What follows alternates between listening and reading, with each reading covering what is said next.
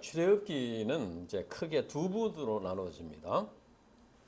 1절에서 18장까지는 노예였던 그 이스라엘 백성들이 그 애굽에서 탈출해서 나오는 과정을 말하고 있습니다. 그리고 19장에서 40장까지는 하나님께서 이스라엘 백성들에게 두신 소망이 무엇인가 하는 것을 말씀합니다.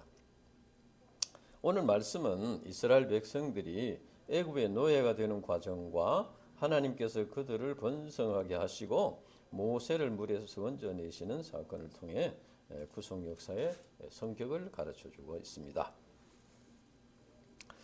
이제 이 출애굽기 기자는 이스라엘 족속이 애굽에 들어온 그 기사로부터 시작합니다. 1절에서 7절 보면은 이제 야곱과 함께 각각 그 가족을 데리고 애굽에 이른 이스라엘 자손의 이름은 이러하니였습니다.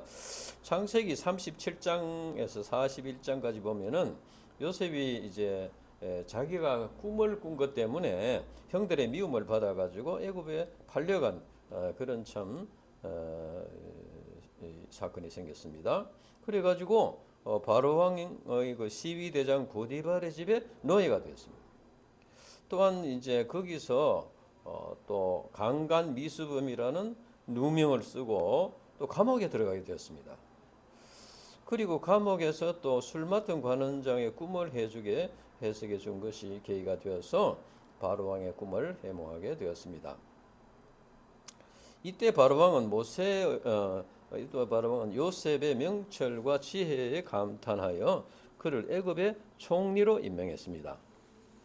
애굽의 총리가 된 요셉은 바로 왕을 정성스럽게 보필하여 무서운 그 흉년을 잘 넘김으로써 백성들을 죽음에서 구원하고 생명의 청지기의 사명을 완수했습니다.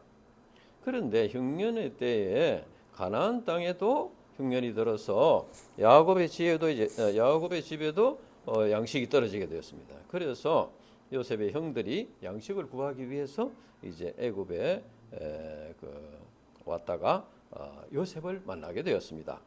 이렇게 하여 야곱이 요셉의 초청을 받아서 70명의 가족을 이끌고 애굽에 오게 되었습니다.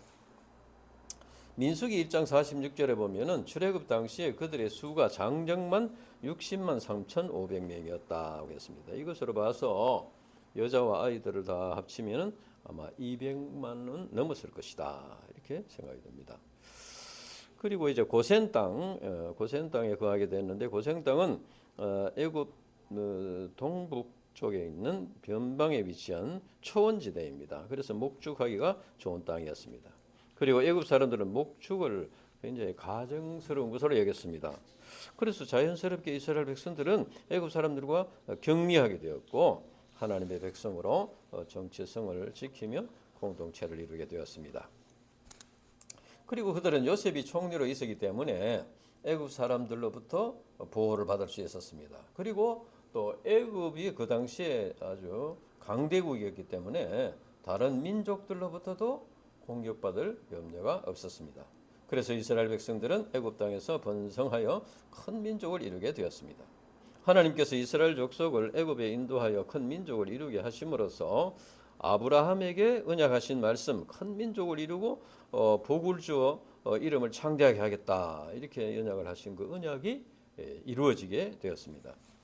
그런데 그 당시 이제 또 이 애굽에 변화가 있었습니다. 8절부터 보면은 요셉은 사실 그 애굽 사람들에게는 생명의 은인과도 같은 사람입니다. 그런데 요셉의 공로를 알지 못하는 새 왕조가 일어났다 했습니다. 그러니까 옛 왕조를 이제 무너뜨리고 새 왕조가 일어나게 되었습니다. 새 왕은 이스라엘 백성들이 심히 번성하고 강대하게 되는 것을 보고 위기 의식을 느끼게 되었습니다. 여기 보면 우리 대적과 합하여 이런 말씀입니다. 이것은 이제 전쟁이 일어나면은 이스라엘 백성들이 공격하는 그들과 합세를 해가지고 이제 대적하지 않을까. 특히 과거에 쫓겨난 왕족들과 내통해서 자기를 대적하지 않을까 염려했습니다. 그리고 이 땅에서 갈까 하노라 이렇게 된 것은 이것은 이제 이스라엘 백성들이 애굽에서 나감으로써 그들의 노동력을 잃어버리지 않을까 하는 것을 염려했습니다. 그래서 바로 왕은 이스라엘 백성들의 세력을 약화시키기 위해서 국고성 비돔과 람셋을 건축하도록 중노동을 시켰습니다. 그래서 국고성이라는 것은 유사시에 대비해서 전략 요충지에 곡식이나 이런 무기를 이렇게 보관하는 창고를 말합니다. 바로는 이렇게 해서 이스라엘의 그 번식을 억제하고자 했습니다. 그래서 결국 이스라엘 백성들은 이제 모든 특권을 잃어버리고 이제 노예로 전락하게 되었습니다. 그러나 12절부터 보면은 학대받은 이스라엘 그 백성들이 학대를 받을수록 번식하여 퍼져나갔다 했습니다. 그러니까 이제 애굽 사람들이 아무리 학대해도 중노동을 시키고 이렇게 해도 점점 이제 번성하게 되어서 이제 근심하게 되었습니다. 그래서 그들은 이제 흙 이기기와 벽돌 굽기, 농사하는 일 등 많은 일을 시켜서 이스라엘 백성들이 괴롭게 해가지고 번식하지 못하도록 이렇게 했습니다. 그러나 나중에 애굽 왕이 이스라엘 백성들을 죽이기 위해서 다른 계책을 쓴 것을 보면은 이 정도 가지고는 뭐 효과가 없었던 것 같습니다. 이와 같이 이처럼 이제 이스라엘 백성들은 고난 중에도 점점 번성하게 된 것은 하나님의 특별한 은혜와 돌보심에 의한 것이다. 이렇게 있습니다.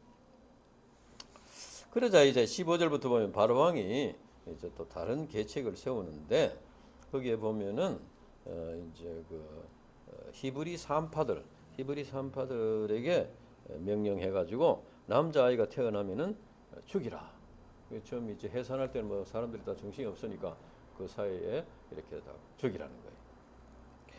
그러나 산파들은 하나님을 경외함으로 하나님을 두려워했다 했으면 하나님을 두려워하고 또 하나님을 경외했다. 그 같은 말이 되겠죠. 그래서 하나님을 경외함으로 남자아이들을 살렸습니다. 그래서 왕의 명령을 어겼다. 그리고 산파들은 이제 바로 왕이 왜 살렸냐 하니까 히브리 여인들은 너무 건강해가지고 산파가 가기 전에 그만 해산을 했습니다. 그래서 할 수 없었다고 변명을 했습니다. 하나님께서는 이처럼 하나님을 경외하는 산파들을 두려워와 산파들을 축복하시고 여기 보면 그들의 집안을 흥왕하게 하신지라 했습니다. 이를 볼 때 하나님께서는 하나님을 두려워하고 경외하는 자들을 축복하시고 흥왕하게 하신다 하는 걸 알 수 있습니다. 그러나 히브리 산파들이 남자아이를 살리는 것은 그들이 처벌을 받을지 모르는 뭐 아주 심하면 죽을지도 모르는 그런 위험한 일입니다. 왜냐면은 이제 물론 하나님께서 도와주셔서 그들이 해를 입지 않았지만은 그들은 이렇게 바로 왕이 화가 나서 이렇게 시범 케이스로 죽일 수도 있었습니다. 그래야지 그 다음 또 이제 계속 이제 말을 듣다 있었다고 이렇게 생각할 수 있겠죠. 그래서 이 산파들은 하나님을 두려워하고 경외하는 믿음으로 이제 아이들을 살렸는데 그것은 자기들의 그 죽음을 각오하고 삶을 하나님께 맡기고 아이들을 살린 것입니다. 그러니까 하나님을 두려워하고 경외하는 그 믿음에는 온전히 삶을 하나님께 맡기는 이런 믿음이 있었다는 거죠. 이와 같이 우리 신자들이 사탄 마귀가 지배하는 세상에서 하나님을 두려워하고 경외하는 믿음으로 사는 데는 이런 고난이 있고 십자가가 있다. 그러나 자기를 부인하고 자기 십자가를 지고 하나님의 뜻을 이루고 하나님을 기쁘시게 하는 삶을 살면은 하나님께서 그 위험에서 보호해 주시고 또 집안을 흥황하게 하시고 축복하신다 하는 것이 오늘 말씀 우리가 가르쳐 주시는 진리입니다. 이제 두 번째 계획도 실패를 하니까 바로 왕은 이제 좀 더 잔혹한 명령을 내렸습니다. 22절 우리 같이 한번 읽어보겠습니다. 22절 시작. 그러므로 바로가 그 모든 백성에게 명령하여 이르되 아들이 태어나거든 너희는 그들 나일강에 던지고 딸이거든 살려두라 하였더라. 그래서 이제 부모가 가족이 스스로 아들이면은 나일강 하수에 던져서 죽이라는 겁니다. 부모가 자기 아이를 죽이는 것 참 너무나 참 참혹한 일이고 할 수 없는 일입니다. 그러니까 이런 명령을 내린 것은 그러니까 아이를 낳지 말라 그 말이야. 낳지 말라. 그런 아이를 죽이는 고통을 안 당하려고 그러더랑 아이를 낳지 말라 그런. 그러나 출애굽 때의 장정만 60망이 넘은 것을 보면은 이러한 말살 정책도 실패로 돌아갔음을 알 수 있습니다. 이스라엘 백성들은 극심한 박해와 고난 가운데서도 하나님의 보호하심으로 점점 더 번성하여 큰 민족을 이루게 되었습니다. 하나님께서는 전능하셔서 이스라엘 백성들로 하여금 노예가 되지 않도록 하실 수도 있습니다. 그러나 하나님께서는 애굽의 바로 왕이 이스라엘 백성들을 노예로 삼는 것을 용납하셨습니다. 여기에는 하나님의 놀라운 섭리가 있다 하는 것을 우리가 알 수 있습니다.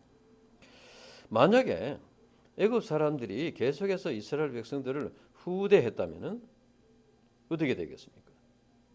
이스라엘 백성들이 애굽에서 이제 아주 편안한 삶을 살게 되었다면은 애굽 사람들이 그 부귀영화를 보고 자기들도 거기에서 이제 그 부귀영화를 즐기면서 점점 더 애굽 사람들과 같이 이렇게 동화되어서 혼혈족이 되었을 수도 있습니다. 그들이 애굽의 풍요로운 삶 속에서 하나님을 잊어버리고 택한 백성으로서의 그 정체성을 상실할 수도 있었다는 겁니다. 그러니까 애굽에서 나올 생각을 아예 안 할 수, 그래서 너무 편하니까. 이스라엘 백성들이 가나안 땅에 들어와서 쉽게 타락한 것을 보면은 거기에서도 타락할 가능성이 많다 하는 걸 우리가 짐작할 수 있습니다. 그렇게 되면은 그들에게 주신 하나님의 소망이 이루어질 수 없다는 겁니다. 그러나 이스라엘 백성들은 노예 생활의 그 고통을 통해서 참 극심한 고난을 당하면서 어떻게 됐습니까? 하나님을 찾게 돼서 하나님을 부르짖었다. 다음 문제 강의 보면 하나님께 부르짖었다고 했습니다. 하나님을 찾게 되었습니다. 구원을 갈망하게 되었습니다. 출애굽의 소망을 간절히 이제 갖게 되었다. 그래서 그들이 이제 가나안 땅에 와야만이 하나님께서 아브라함에게 하시는 그 언약이 이루어지는 것인데 애굽의 부귀영화에 빠져가지고 거기 있어버리면 뜻이 이루어지지 않게 되는 겁니다. 그래서 이제 하나님께서 이제 거기서 훈련을 하셔가지고 다시 가나안 땅에 오도록 하기 위해서는 노예가 되도록 해서 고난을 당하도록 이렇게 하셔서 하나님의 택한 백성으로서의 정체성을 이제 해보도록 하셨다는 겁니다. 우리 인간은 근본적으로 타락한 본성을 가지고 있습니다. 그래서 번성하고 흥왕해서 모든 것이 잘 되기만 하면은 그러면 이제 더 하나님을 열심히 섬기고 더 하나님의 뜻을 이렇게 해야 되는데 그렇게 하기가 어렵다는 거예요. 자, 이렇게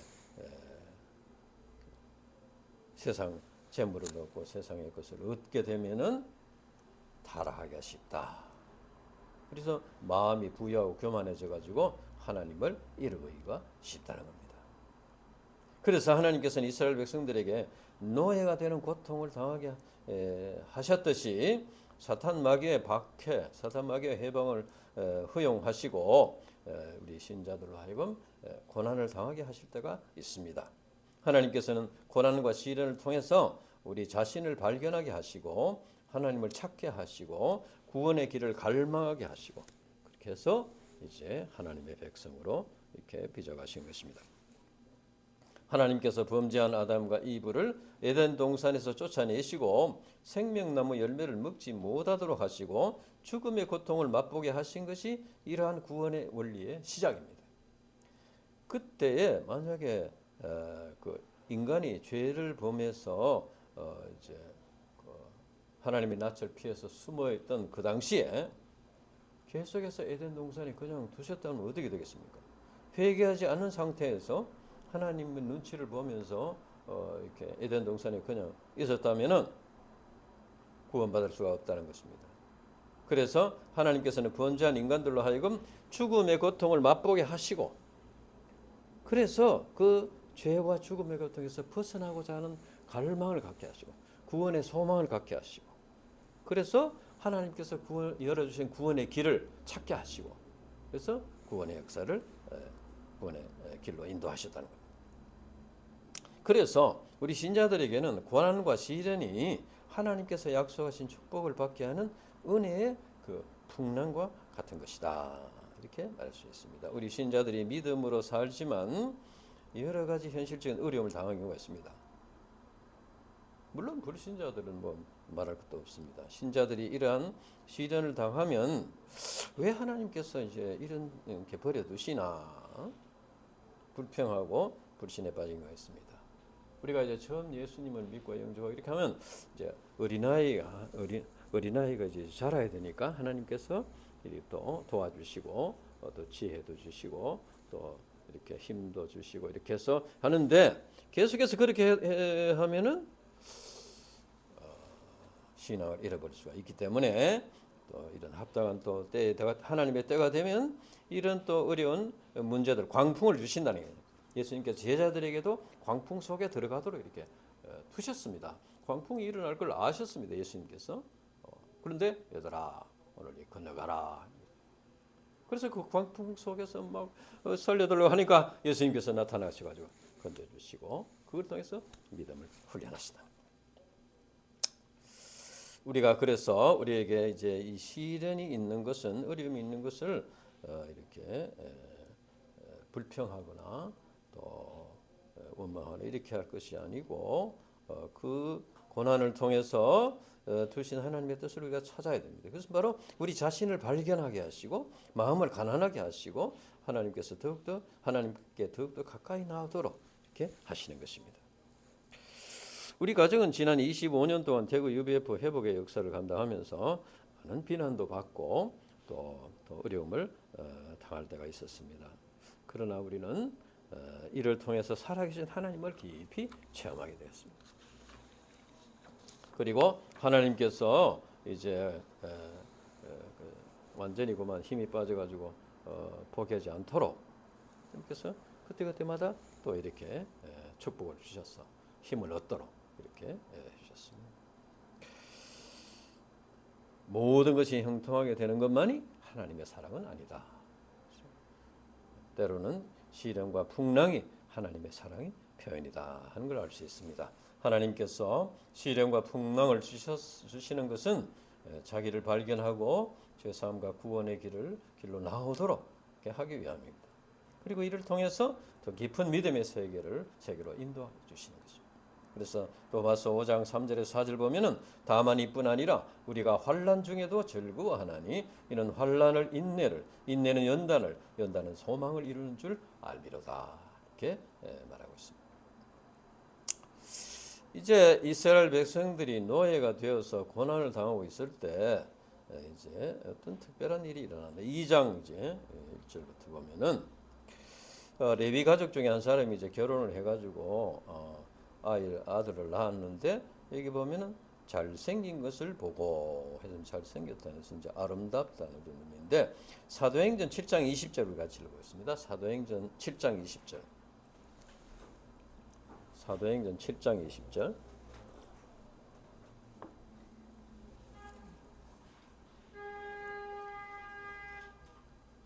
사도행전 7장 20절.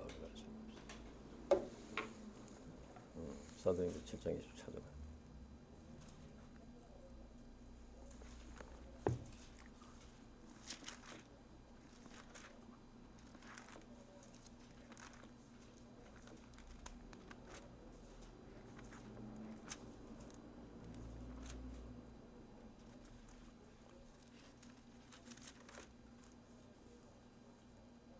사도행전 7장 20절 찾았으니 자 읽어보겠습니다. 시작.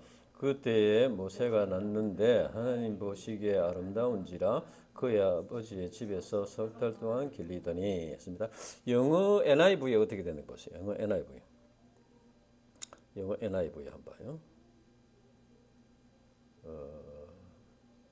거기 보면은 어떻게 되어 있느냐. No ordinary child. No ordinary child. No ordinary child란 무슨 말입니까? 평범하지 않는 아이다. 어떤 비범한 아이다. 그런 뜻이죠. 그러니까 부모가 볼 때 뭔가 평범하지 않는 아이다. 이렇게 한 것은 부모가 볼 때 하나님의 특별한 계시와 뜻이 있는 아이다. 이렇게 보게 되었다는 겁니다. 그 당시 남자아이가 나오면 나일강에 던져서 죽이라는 바로왕의 엄한 명령이 내려져 있었습니다. 그래서 그 아이는 왕의 명령을 따라 나자마자 이제 강물에 던져서 죽어야 될 그런 운명을 가지고 태어났습니다.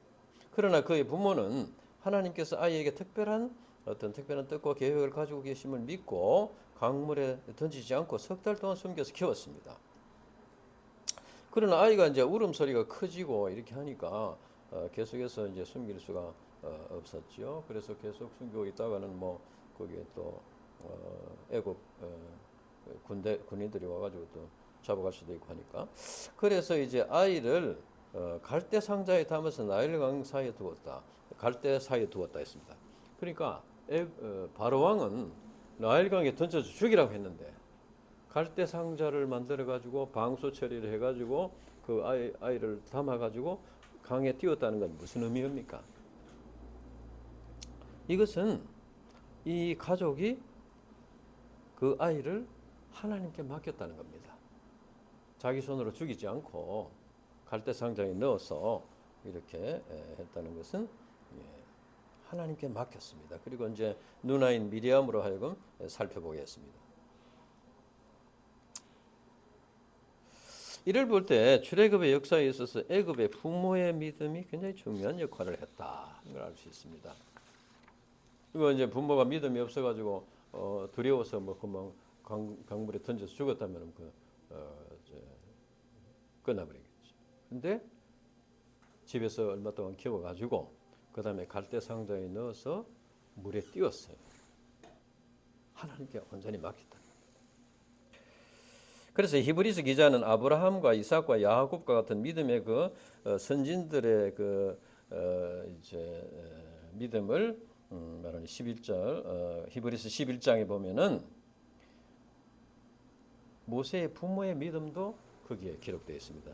히브리서 11장 23절에 보면은 믿음으로 모세가 낳았을 때 그 부모가 아름다운 아임을 보고 석 달 동안 숨겨 왕의 명령을 무서워하지 아니하였으며 했습니다.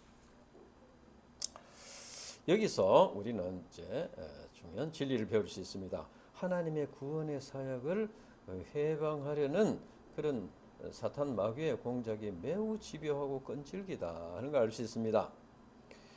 그 당시 애굽의 바로 왕은 정치적인 목적으로 이스라엘 신생 남자아이를 살해하라는 그런 명령을 내렸을 것입니다. 자기의 정치적인 목적을.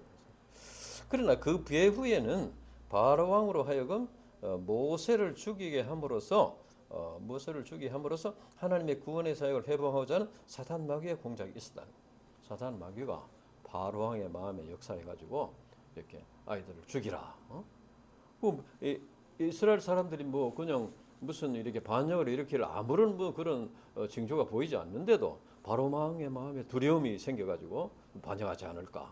그래가지고 이제 자꾸 이렇게 핍박을 했는데 안 되니까 마지막에는 죽이라 했지 않습니까? 이것은 결국 사탄 마귀가 바로 왕의 마음에 역사해가지고 그런 이제 그 이스라엘의 그 신생 남자 아이들을 죽이라는 그런 이제 명령을 내리게 했다는 것입니다.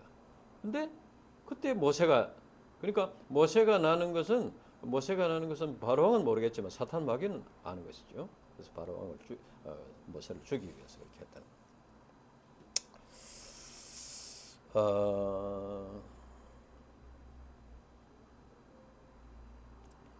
우리는 이와 비슷한 경우를 이제 우리가 신약에서 우리가 볼 수 있습니다. 하나님께서는 우리 인간들을 죄와 심판에서 구원하기 위해서 예수 그리스도의 예수 그리스도를 보내실 것이다. 오래 전부터 이제 예언을 하시고 계시하셨습니다. 사탄도 그걸 알고 있었어요. 그래서 사탄 마귀가 헤롯 왕의 마음에 두려움을 심어가지고 왕이 난다고 하니까 그래가지고 유아들을 전부 다 죽이라고 이렇게 명령. 그 사탄 마귀가 그렇게 역사한 것입니다. 뭐 헤롯이 자기 혼자 생각, 자기는 자기 생각이라고 생각했지만은 그 사탄 마귀가 그렇게 명령함으로써 인류 구속 역사를 해방하고자 그리스도를 죽임으로써 구원의 역사를 해방하는 파괴시키라는 것입니다. 이 사탄 마귀는 예수님께서 광야에서 금식 기도를 하고 이제 그리스도의 사역을 시작하려고 할 때 그때부터 계속해서 해방을 하고 예수님을 시험하고 마지막에 십자가에 못 박히는 순간까지도 사람들의 마음속에 역사해 가지고 예수님을 조롱하고 네가 그리스도면 내려와라 이렇게 조롱하면서 해방하고 있습니다. 그 사단 마귀는 지금까지도 이제 역사하고 있다 하는 겁니다. 지금까지도 우리 대구 UBF를 파괴시키고 우리 한 사람 한 사람의 그걸 이렇게 넘어뜨리려고 속에서 집요하게 역사하고 있는 것입니다. 그러나 이제 우리는 이제 끝까지 하나님의 사랑과 주권과 섭리를 믿어야 됩니다. 하나님의 사랑과 주권과 섭리를 믿고 하나님의 언약의 말씀을 믿고 이렇게 도전해서 사단 마귀의 해방을 물리치고 이제 승리함으로써 구원의 역사를 이루고 살아계신 하나님을 체험하는 승리해서 체험. 지식으로는 이것을 체험할 수가 없습니다. 실제로 도전해서 하나님의 사랑과 섭리와 주권과 섭리를 믿고 하나님의 언약을 말씀을 믿고 이렇게 도전해서 사단 마귀를 물리치고 승리함으로써 우리는 하나님을 체험할 수가 있다는 겁니다. 이제 갈대 상자에 넣어서 나일강에 버려진 아이는 어떻게 되었나? 5절에서 6절 이렇게 보면은 바로 왕의 딸이 나일강에 목욕하러 나왔다가 갈대 상자 속에 있는 아이를 발견하고 히브리인의 아임을 알았습니다. 그래서 자기 아들로 키워야 되겠다 이렇게 생각했습니다. 그 당시 이제 히브리 남자 아이가 태어나면은 하수에 던져서 버려서 죽이라는 바로왕의 명령이 내려져 있는 상황이었습니다. 그런데 이런 상황에서 그 공주라는 사람이 어떻게 이런 생각을 할 수 있었겠나?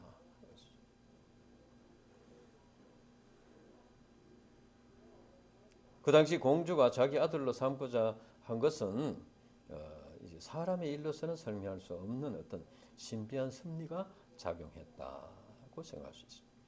그것은 곧 구원의 역사를 이루고자 하시는 하나님의 섭리에 의해서 또 그런 구원의 손길이 역사한 것이다. 것입니다. 바로왕의 공주가 매일 목욕하러 나오는 건 아닐 것이고 그날 하필 그날 하루만 늦게 나왔어도 광물에 떠내려가다가 죽어야 되는 것이죠. 하나님의 구원의 손길이 있었다는 것입니다. 그런데 7절부터 보면은 바로 공주가 이제 아직까지 이제 그 당시에는 뭐 한 3, 4세까지 젖을 먹었다는 거예요. 그러니까 이제 3개월째 되니까 젖을 먹어야 되잖아요. 바로의 공주가 갑자기 젖이 나오지도 않고 그런데 또 젖을 먹이려면은 젖이 나오는 사람한테 이제 그걸 해야 먹일 수 있지 않습니까? 그러니까 모세의 누이 미리암이 숨에 있다가 공주에게 이렇게 그 유물을 소개시켜 드릴까요? 이렇게 해가지고 자기 그 친어머니를 소개해가지고 어머니의 젖을 먹으면서 자라게 되었다. 정말 참 신비한 하나님의 섭리고 구원의 손길이다 할 수 있습니다. 그래서 모세는 이제 가장 중요한 시기에 어머니 젖을 먹으면서 또 히브리 말도 배우면서 왜냐하면 엄마가 애국 말을 모르지 않습니까? 그러니까 그 애기가 3, 4세까지 자라면서 뭔가 의사 전달을 해야 되는데 히브리 말로 해야 될 거 아닙니까? 그러니까 히브리 말로 이렇게 히브리 말을 배우게 된 것이죠. 그래서 히브리서 우리가 공부한 11장 24절 26절까지 보면은 믿음으로 모세는 장성하여 바로의 공주의 아들이라 칭함을 거절하고 하나님의 백성과 함께 고난 받기를 잠시 죄악의 낙을 누리는 것보다 더 좋아하고 그리스도를 위하여 받는 수모를 애굽의 모든 보화보다 더 큰 재물로 여기서 이는 상 주심을 바라봅니다.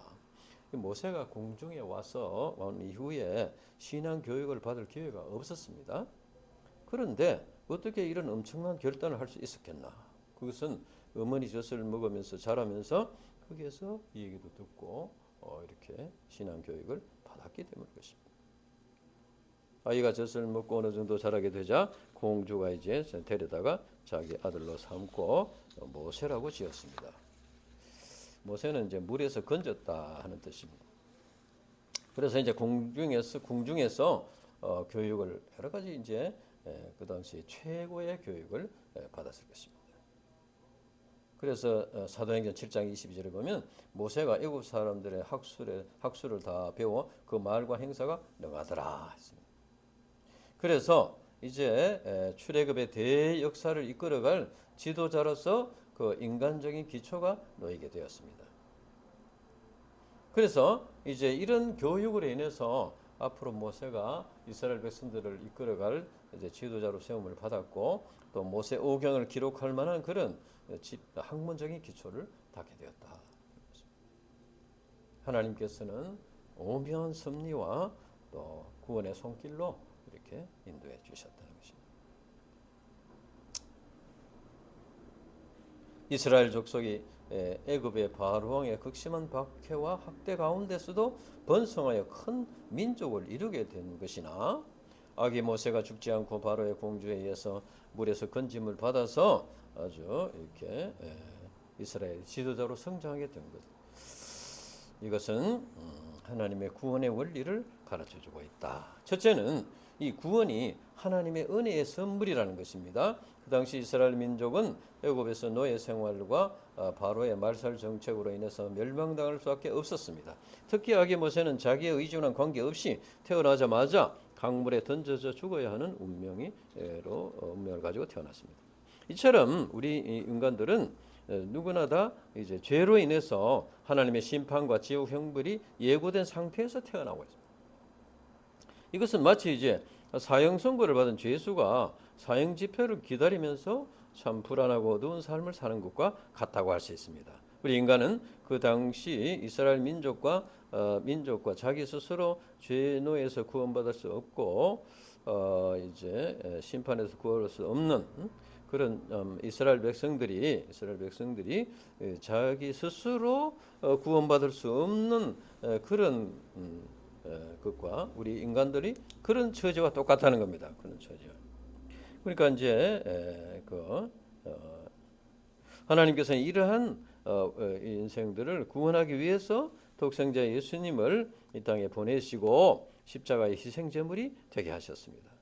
즉 죄의 값은 사망인데 예수님이 십자가에 죽으심으로써 대신 죄의 값을 지불하셨다는 것입니다. 그래서 누구든지 예수님을 믿으면 죄사함 받고 구원함을 받을 수 있습니다. 이것은 이스라엘 민족이 바로왕의 말살 정책에도 불구하고 번성하게 된 것이나 모세가 강물에서 건짐을 받게 된 것과 같이 하나님의 일방적인 은혜라는 것. 그래서 에베소서 2장 8절에 보면은 너희가 그 은혜로 인하여 믿음으로 말미암아 구원을 얻었으니 이것이 너희에게서 난 것이 아니요 하나님의 선물이라. 그리고 이제 둘째는 이제 구원이 이제 첫째는 구원이 하나님의 은혜의 선물이고 둘째는 구원이 하나님의 오묘한 섭리에 의해서 이루어진 것이다 하는 것입니다. 모세가 태어나자마자 죽어야 하는 운명에서 벗어나서 바로의 공주의 아들로 자라게 된 것은 너무나 큰 행운이라고 할 수 있습니다. 모세의 부모가 임금의 명령을 무서워하지 아니하고 아이를 석 달 동안 숨겨 키운 것이나 그 다음에 갈대 상자에 넣어서 띄웠을 때 바로의 공주가 목욕하러 나왔다가 발견하고 자기 아로 키우고자 이렇게 마음을 먹은 것이나 또 공주가 히브리 소녀의 말을 듣고 선뜻 친어머니를 유모로 데려오도록 한 것이나 이 모든 것은 참 우연히 되었다고 하기에는 너무나 참 극적인 사건이었습니다. 이것은 모두가 보이지 않지만 세상을 주관하시는 그 하나님의 섭리에 의해서 이루어진 것입니다. 여기서 우리는 하나님의 구원의 손길을 엿볼 수 있습니다. 이스라엘 백성들이 출애굽을 하게 되는 것도 어느 날 갑자기 일어난 일이 아닙니다. 하나님께서는 오래전부터 이스라엘을 이제 구출할 그런 구원할 계획을 세우시고 또 이제 이스라엘 백성들의 마음 속에는 노예에서 벗어나고자 하는 구원을 갈망하는 마음을 갖게 하시고 그리고 또한 한편으로서는 80년 전부터 이제 모세를 이 세상에 보내시고 지도자로 키우시는 80년간 이렇게 키우시는 이런 것이 다 이제 출애굽을 준비하는 역사였다는 것입니다. 그러니까 하나님께서 오래전부터 이스라엘 민족을 구원하시려는 그런 하나님의 섭리의 손길, 구원의 손길이 역사해 왔다 하는 것입니다. 오늘날 우리 한 사람 한 사람이 구원받는 것도 마찬가지입니다. 하나님께서 우리에게 여러 가지 문제를 통해서 내면의 고통과 갈등을 겪게 하시고 그걸 통해서 영적인 소원을 갖게 하시고 또 복음을 영접할 준비를 시켰다는 것입니다. 그리고 우리가 믿음의 부모에게서 태어나서 어릴 때부터 성경 말씀을 듣고 신앙을 배우게 된 것은 또 하나님의 구원의 손길이 역사한 것이다. 우리가 이제 UBF 공동체를 만나게 된 것이나 목자를 만나서 성경을 공부하게 된 것도 이미 오래전부터 하나님의 섭리하심과 인도하심이 있었다는 것입니다. 그리고 인생의 광풍을 만나서 고통을 당하면서 자기를 발견하고 구원의 손길을 갈망하게 된 것도 하나님의 섭리에 의한 것입니다. 물론 우리가 그 당시에는 그 모든 것이 의미를 알지 못했지만 이제 구원받고 하나님 나라의 소망을 갖게 된 후에 돌아볼 때 그 모든 것이 하나님의 구원의 손길이었다 하는 것입니다. 이상에서 구원이 하나님의 은혜의 선물이요 하나님의 섭리에 의해서 되었다 하는 것은 우리의 구원이 완전한 것이다. 우리가 구원받은 것이 우리 자신의 의지와 노력으로 되었다면은 이것은 좀 불완전한 것이 되기 쉽습니다. 왜냐하면 우리의 의지라는 건 약하기 때문에 언제 변경될 수도 있고 우리가 말씀의 은혜를 받고 막 감동을 받지만 그것이 또 식어질 수도 있고 그렇게 할 수 있다는 겁니다. 그러나 우리가 받은 구원이 하나님의 은혜의 선물이고 하나님의 섭리에 의해서 된 것이기 때문에 인간의 연약함으로 인해서 변경되지 않는다는 겁니다.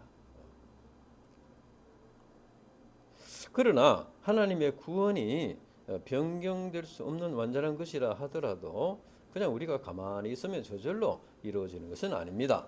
우리 인간 편에서는 죄를 회개하고 복음 진리를 믿고 영접해야 구원을 받을 수 있습니다. 그래서 하나님께서는 목자를 보내시고 믿음의 부모를 통해서 복음 진리를 가르쳐 주시는 것입니다. 그러니까 여기서 우리가 잘 알아야 되는 것은 어떤 이제 뭐 훌륭한 목자나 또 훌륭한 부모가 우리를 구원하는 것은 아닙니다. 우리를 변화시키는 것이 아니에요. 그 목자, 그 부모가 가르쳐 주시는 하나님, 그 목자, 그 부모가 가르쳐 주시는 독생자 예수 그리스도, 그 목자, 그 부모가 가르쳐 주시는 성령께서 이제 죄를 회개하도록 복음 진리를 깨닫도록 이렇게 도와주심으로써 우리가 구원받고 변화를 받게 되었다는 겁니다. 그러니까 훌륭한 목자는 누굽니까? 훌륭한 부모는 누굽니까? 하나님, 예수님, 성령님을 잘 가르쳐 주시고 우리들 하여금 그 예수님, 그 하나님, 그 예수님을 믿고 그 성령님의 인도를 받아서 구원을 받도록 해주는 그 목자가 좋은 목자고 좋은 부모다 하는 것을 우리가 여기서 알 수 있습니다. 모세의 부모들은 현실적으로 모세에게 해줄 수 있는 것이 아무것도 없었습니다. 훌륭한 부모라고 할 수도 없습니다. 교육도 시켜줄 수 없고 못 할 수 없습니다. 그저 전목에서 키워가지고 그저 노예가 되도록 할 수밖에 없는 그런 부모였습니다. 그러나 그 믿음이 모세로 하여금 이제 하나님의 종이 되도록 하는 바탕이 되게 했다. 그리고 하나님께서는 이제 택하신 자들이 복음을 깨닫고 영접하고 이렇게 해야 구원을 받는데 그걸 계속 안 하고 있으면 어떻게 합니까? 택하기는 했는데 영접하지 않으면 그때는 징계를 해서라도 죄를 회개하고 복음을 믿도록 해서 구원받도록 인도하신다. 오늘 이 말씀은 참 우리에게 많은 교훈을 주고 있습니다. 구원의 역사가 은혜의 선물이요 하나님의 섭리로 이루어진다는 것은 우리에게 큰 소망이 되고 있습니다. 지금도 신비하신 하나님의 구원의 손길이 우리가 개인과 우리 대구 UBF 복음 역사 속에 이렇게 이루어지고 있다. 그래서 그 뜻이 하나님의 뜻이 반드시 이루어질 것을 믿습니다. 기도하고 마치겠습니다. 하나님 아버지 감사합니다. 참 하나님께서 신비하신 하나님의 신비한 그 섭리와 또 오묘한 그런 구원의 손길로 우리 이스라엘 백성들을 이제 구원하시는 역사를 통해서 오늘날도 참 이러한 신비한 역사를 통해서 섭리를 통해서 손길을 통해서 우리를 구원하시고 구원의 역사를 이루시는 하나님을 만나게 해주심을 감사합니다. 이제 출애굽기 말씀을 통해서 이제 참 우리 자신, 우리 각자 우리 자신과 캠퍼스의 양들과 우리 자녀들과 우리 이 세상 사람들을 이제 구원하고자 하신 하나님의 섭리를 믿고 또 순종하여 감당함으로써 살아계신 하나님을 우리가 만나고 체험하는 놀라운 역사를 이루어 주시옵소서. 감사합니다. 예수님 이름으로 기도합니다. 아멘.